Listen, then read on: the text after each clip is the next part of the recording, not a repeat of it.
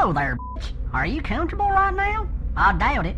Wrists and ankles chained, gagged, probably blindfolded. You are disoriented and scared too, I would imagine. Perfectly normal under the circumstances. For a little while at least, you'll need to get your shit together and listen to this tape. It's very relevant to your situation. I'm going to tell you in detail why you have been kidnapped, what's going to happen to you, and how long you'll be here. I don't know the details of your capture because this tape is being created July 23rd, 1993, as a general advisory tape for future female captives. The information I'm going to give you is based on my experience dealing with captives over a period of several years. If, at a future date, there are any major changes in our procedures, this tape will be upgraded. Now, you're obviously here against your will, totally helpless, don't know where you're at, don't know what's going to happen to you. You're very scared or very pissed off. I'm sure that you've already tried to get your wrists and ankles loose, and no, you can't. Now you're just waiting to see what's going to happen next. You probably think you're going to be raped, and you're fucking sure right about that. In this video we will be covering 5 extremely disturbing true crime cases. It will also be the first in a series which will be highlighting little known true crime cases from all over the world, so be sure to keep an eye out for the coming episodes. So let's get into it, and be sure to stick around until number 1 to find out what is so unsettling about this picture. Alicia Bromfield. Despite their closeness in this image, these two people were not a couple. In fact, Alicia was 6 months pregnant with another man's baby. Brian, the man in the picture, was actually Alicia's boss at Home Depot, where they both worked in Plainfield, Illinois. According to Alicia's mother, Brian immediately took up a liking for Alicia when she began to work for him, and the two struck up a casual friendship. Brian, however, was seeking more than friendship. He told others at work that the two were dating, but Alicia's friends stated that the two never went out on a date. Alicia's mother followed this up by saying that Alicia was not romantically interested in Brian and only spent time with him to preserve her position at work. And this is how Alicia ended up being Brian's date to his sister's wedding in Door County, located around 6 hours away from Plainfield. Alicia expressed to her friends that she did not want to go, so when they asked why she had agreed to be his date, she replied, "I need to keep this job." The father of her unborn child was not planning on being involved, so Alicia was terrified of losing her only source of income. At some point after Alicia and Brian arrived in Door County, the two got into an argument. Alicia ultimately decided to end her friendship with Brian. She agreed to act as his date for the evening at his sister's wedding, but insisted that their friendship would be over once they returned home. Brian was enraged by the thought of not being in her life anymore, and that rage continued to build as he grew gradually more intoxicated at the wedding. Once Brian and Alicia were back in their hotel room, they were laying in their respective beds when Brian attempted to make plans with Alicia for that coming Sunday. Alicia reminded Brian that they would no longer be friends once they returned home. Brian then snapped and attacked Alicia in her bed. A struggle ensued and Brian strangled Alicia, killing both her and her unborn baby. Hours later, Brian stumbled into a gas station and used the clerk's phone to call 911 and turned himself in. I'm calling for somebody else. I'm going to put the person on the phone. You know for sure that a murder occurred? Yes. Do you know if it was today that this happened? Last night. Did you witness it? Yes. You witnessed it. Okay. Do you know where her body is? In the room. Sand Bay Beach Resort? Something like that? Do you know who murdered her? I did. You did. Okay. Was it an accident, or were you angry, or? It was intentional. It was intentional? No. Okay. Well, you're doing the right thing. I'm glad you called me. I'm a good person besides what I did last night. I see the police. Hello? Hey, right there. Oh, you have any weapons talking? No.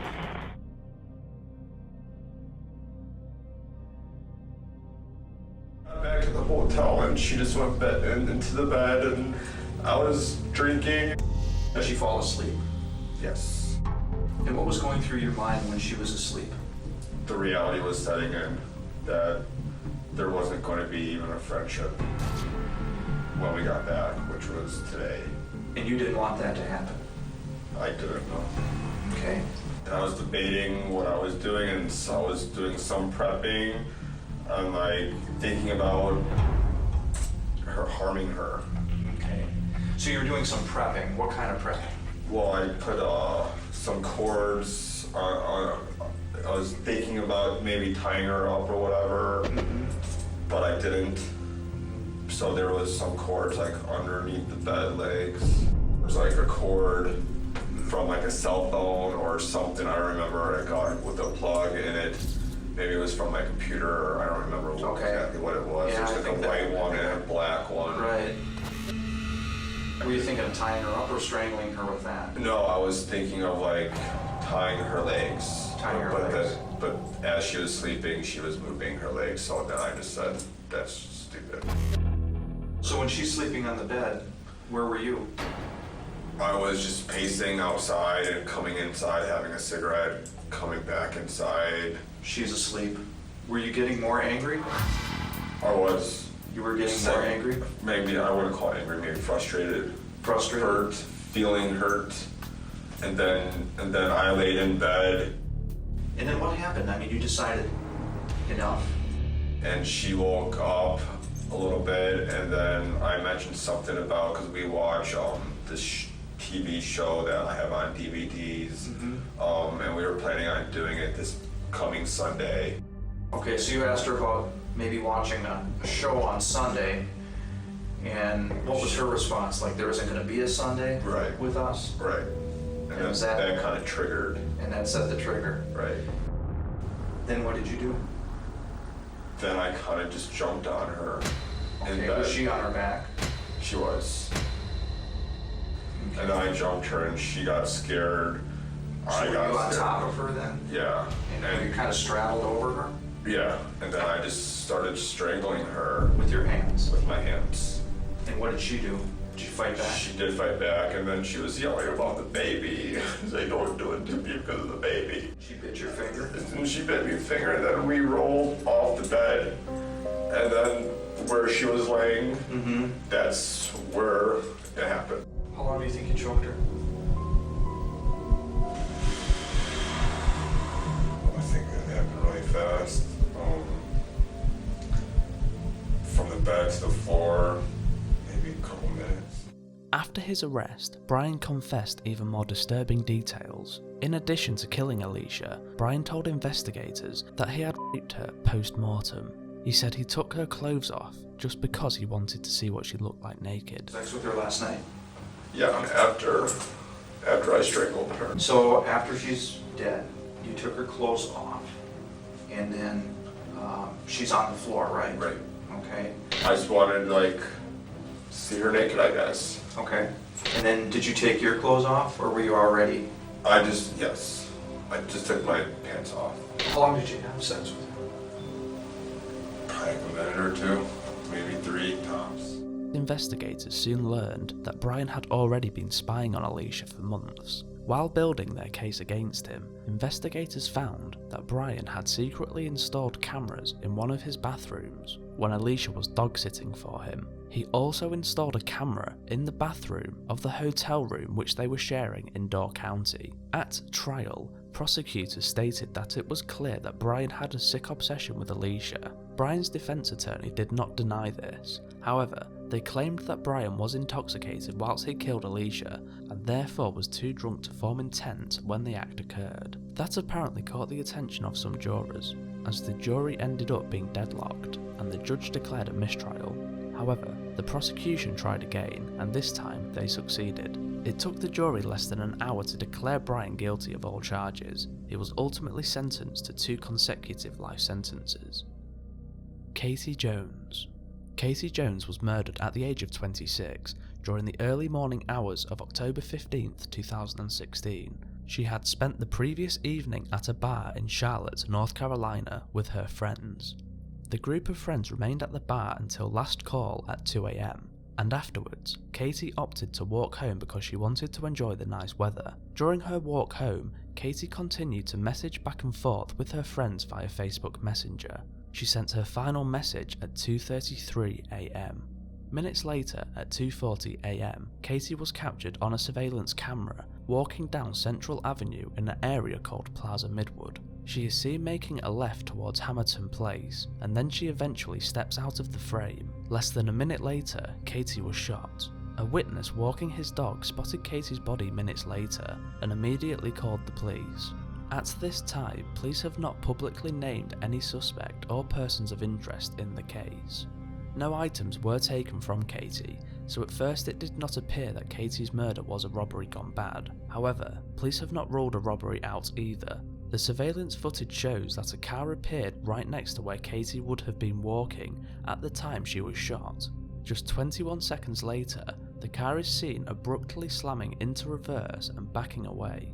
Investigators have theorised that it is possible the shooter got spooked after the gunfire set off alarms at a nearby business and fled the scene before having the opportunity to rob Katie. None of this has been confirmed, but it does appear that Katie's death happened in a matter of seconds after she stepped out of the frame of this surveillance footage. The Toybox Killer. On March 19th, 1999, 22-year-old Cynthia Vergil was in a car park in Albuquerque, New Mexico, when a man claiming to be an undercover police officer told her that she was under arrest for solicitation, handcuffed her, and put her in the back of his car. The man was David Parker Ray. After putting Vergil in the back of his car, he took her to his nearby soundproof trailer, which he called his toy box. He then chained her to a gynecologist-type table in the centre of the trailer, and over the course of the next 3 days, raped and tortured her with the help of his girlfriend and accomplice, Cindy Hendy. The two of them used whips, medical instruments, electric shock, and other methods to torture her. Before her torture, Ray would play a cassette tape with a recording detailing exactly what was going to happen to her. On the cassette tape, Ray explained that she was to refer to him only as master, and the woman with him as mistress, and never to speak unless spoken to first. Now let's start this off right. You are a slave. You don't realize it yet, but you will eventually. I'm your master, and the lady is your mistress. You will be totally docile. You'll be very quiet, and you'll speak only when spoken to. Never initiate conversation. Keep your mouth shut. Any time that you are spoken to, you will be required to respond, and it will be with proper speech. Remember that we are in the dungeon game, and as long as you are here, it's the only game in town. The tape goes on to explain exactly how he would rape and torture her. On the third day, while Ray was at work, Hendy accidentally left the keys to Vergil's restraints on a table near where she was chained while she left the room. Seizing the opportunity, Vergil lunged for the keys and was able to free her hands. After realising what had happened, Hendy attempted to stop her, but Vergil stabbed her in the neck with an ice pick when she approached. She ran out of the trailer naked, wearing only a slave collar and padlocked chains. In desperation, she knocked on the door of the nearby mobile home. The owner of the house brought Vergil in and called the police, who promptly arrested both Ray and Hendy. After arresting Ray, the police gained a warrant to search his home and trailer. What they found shocked and disturbed them. Ray's quote toy box contained a gynecologist-type table in the middle of the room, with a mirror mounted to the ceiling, so that his victims would be forced to watch what was happening to them. Littering the floor were whips, chains, pulleys, straps, clamps, leg spreader bars, and surgical blades. The Toybox Killer was ultimately sentenced to 224 years in prison. Cindy Hendy was also imprisoned for 36 years. Relisha Rudd. Relisha Rudd was only 8 years old when she vanished in March 2014. The little girl was last seen in the company of Kahalil Tatum, a man whom she had met while her and her mother, Shamika Young, were living at a Washington, D.C. homeless shelter. Tatum worked as a janitor at the shelter, however Shamika also enlisted Tatum to care for her daughter. Over time, Relisha began having overnight stays with Tatum at his grandmother's home. In February 2014, Relisha stopped attending school. Her mother provided the school with a note stating that Relisha was having health problems and she was under the care of a Dr. Tatum. Shamika provided a number and the school contacted who they thought was Dr. Tatum and asked him to come to the school for a meeting. On March 19, 2014, when nobody showed up for the meeting, the school called the police to report Relisha missing. Throughout the investigation, it was learnt that the last known sighting of Relisha was on surveillance footage where she is seen walking alongside Tatum through the hallways of a Days Inn on March 1st, 2014. She was never seen or heard from again. Tatum quickly became the prime suspect in Relisha's disappearance, and also for the death of his wife, Andrea Tatum, who was found dead just a few days after Relisha was last seen. In the following weeks, investigators worked tirelessly to locate both Relisha and Tatum. Then, on March 31st, 2014, Tatum's body was found in a shed in Kenilworth Park. He died of a self-inflicted gunshot wound. There was no sign of Relisha at the scene. There are numerous theories as to what Tatum might have done to Relisha, but any information that he might have had about Relisha's whereabouts died with him. The two most predominant theories are that Tatum killed Relisha and hid her body, or that he had sold her to human traffickers. Both theories are being investigated and authorities are still searching for Relisha. Sarah and Jacob Huggle. This picture shows Sarah and Jacob Huggle with their mother, Catherine Huggle. This final case is probably the most well known on this list, but one which is still as mysterious as it was more than half a decade ago. In August 2013, Catherine Huggle, who had suffered from symptoms of mental illness since childhood, was involuntarily committed to a psychiatric hospital and placed on medication, and was then eventually diagnosed with paranoid schizophrenia. After her release from hospital, Catherine first moved to a group home and then back in with Troy Turner, her children's father. She was enrolled in a day treatment program and wasn't supposed to be alone with her children. She had always been an attentive mother, however, and seemed to be making progress in handling her illness. On September 7th, 2014, while Troy was at work, Catherine and the children were at her parents' house. At 4 PM, Catherine borrowed her father's grey 2007 Nissan Rogue and told her parents that she was going to take Jacob to get some pizza, a trip which her parents did not dispute. About 2 hours later, she returned, without Jacob or the pizza, and said that she had left him at a friend's house. He had not, in fact, been left at a friend's house, but her family believed the story.